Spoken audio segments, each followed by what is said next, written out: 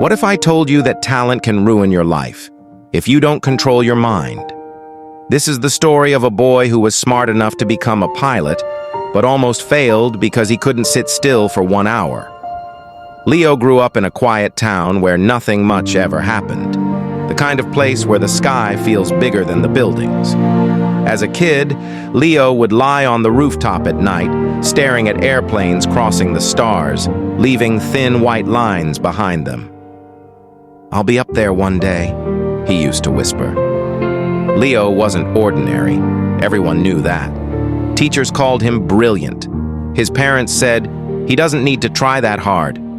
And Leo believed them. Too much. His dream was clear: to become a pilot.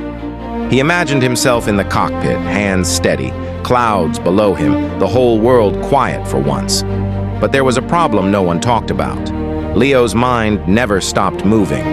Whenever he sat down to study, 5 minutes later, his phone was in his hand. A notification, a reel, a random thought. "I'll study after this," he told himself. That after never came. Days turned into weeks, weeks into months. Books stayed open, but nothing went in. Leo wasn't lazy. He was distracted. And because he was smart, he always thought he could fix things later. Then came the aviation scholarship exam. This was his chance, his runway. The results were posted on a board outside the office. Students crowded around, smiling, laughing, pointing at names. Leo pushed through, scanning fast, then slower, then again. His name wasn't there. For the first time in his life, his chest felt heavy. Not angry, not shocked, just empty. The students who passed weren't smarter than him. They were consistent, disciplined, focused. That night, Leo didn't touch his phone. He just stared at the ceiling, realizing something painful. Intelligence without discipline goes nowhere.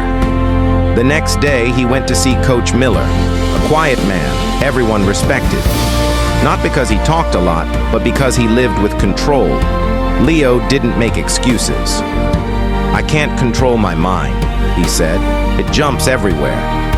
The coach didn't lecture him. Instead, he took Leo to the playground and handed him a toy bow and arrow. "Hit the center," he said. Leo pulled the string.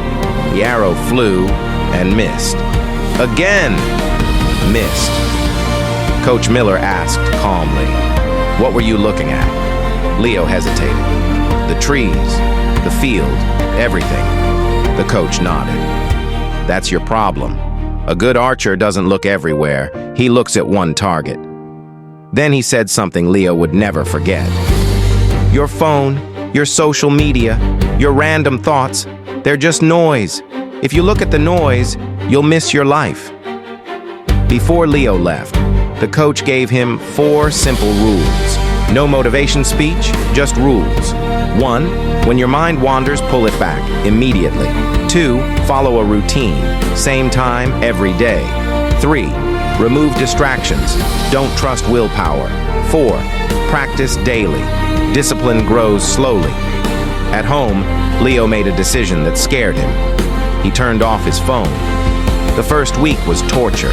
His mind felt like a wild horse, dragging him toward old habits.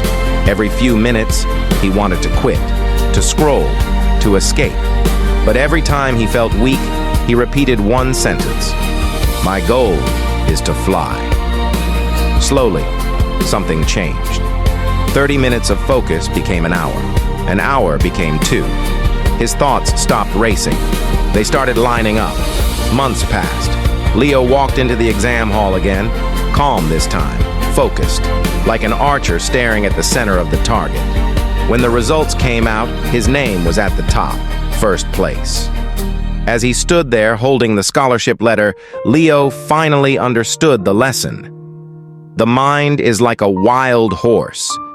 If you don't train it, it will drag you anywhere. But if you discipline it, it will take you exactly where you want to go. And for Leo, that place was the sky. If this story gave you clarity or motivation, don't forget to like, subscribe, and share. Because discipline might just change your life too.